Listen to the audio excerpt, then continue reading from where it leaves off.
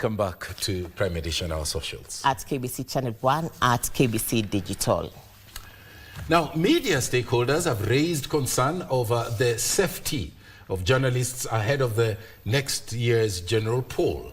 They warned that growing insecurity and intimidation could undermine credible election reporting in the country. Now, speaking during the World Press Freedom Day commemorations at Strathmore University here in Nairobi, Kenya, Editors Guild President Zubeidah Kananu raised concern over delayed justice for journalists injured in the line of duty and cautioned against the growing use of strategic lawsuits against public participation, which are being used to financially and also psychologically silence media professionals. Here is that report. Call for government to protect the rights and freedoms of media as the country heads to the general election resonated during the World Press Freedom Day 2026 that took place in Nairobi today. The stakeholders in the media sector expressed their fears due to frequent attacks directed at journalists. We cannot have a peaceful future if those tasked with reporting it live or live in fear of the very people meant to protect them. We must end the culture of threats that spikes during political seasons. A safe journalist is a professional journalist. The latest survey conducted by the Media Council of Kenya indicates that 92 cases of press freedom violations occurred in the past 1 year alone. Equally, a study commissioned by the Association of Media Women in Kenya found that 64.8% of women journalists have experienced safety or security breaches in the course of their work. The data further confirmed that over 125 incidents of attacks against journalists and media institutions were recorded between April 2025 and April 2026, with about 85% of these violations attributed to police actions.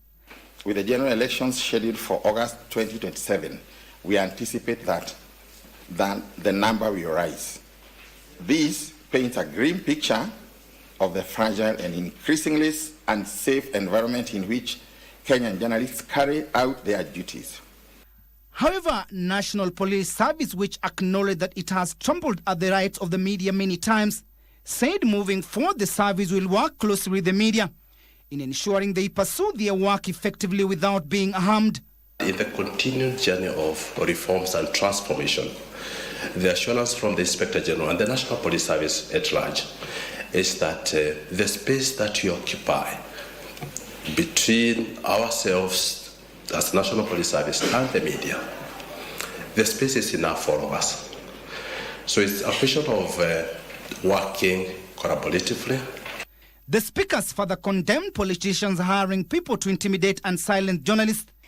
In the context of our nation, peace is not merely the absence of conflict. It is the presence of justice and the safety of those who speak truth to power. There had been a lot of narratives about media hii, hawapendi serikali and all that, isn't it? I think naturally Kenyans have learned to say, hey, maybe we can trust the media and all that. So there's a very good confidence.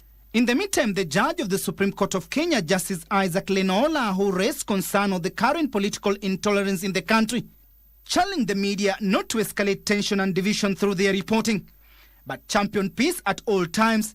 We are seeing a worrying trend where disagreement is no longer just a disagreement about issues, about facts, about policies, about psychology, about philosophy, about religion, but we are seeing total hostility. The World Press Freedom Day 2026 took place under the theme Shaping the Future at Peace. Even as Kenya joins other nations in the world in commemorating World Press Freedom Day, the media fraternity remains a very critical component as the country heads to the poll, particularly in promoting social cohesion, accountability, and countering disinformation. Timothy Kipnosu, Prime Edition, Nairobi.